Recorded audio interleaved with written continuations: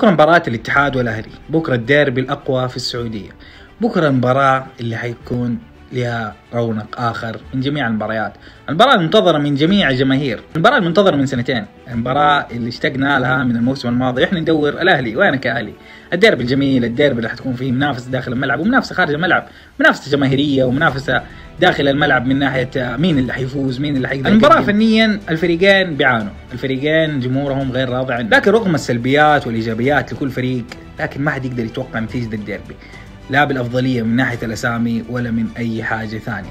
الديربي مفاجآته دائما موجودة، دائما المفاجآت، دائما الفريق السيء يكون ممتاز هذه المباراة. الأهلي دائما يقدم مستويات كبيرة في الديربي، الاتحاد رجع بقوة للديربي ورجع حط بصمته. الأهلي آخر 3 سنين ما قدر يفوز على الاتحاد، آخر مباراة جمعتهم كانت مباراة دراماتيكية جدا قوية، مباراة انتهت 4-3 للاتحاد، الاتحاد قدم ب3 أهداف نظيفة، الأهلي قدر يرجع والتعادلوا، ولكن في آخر دقيقة الاتحاد سجل الهدف وانتهت المباراة 4-3.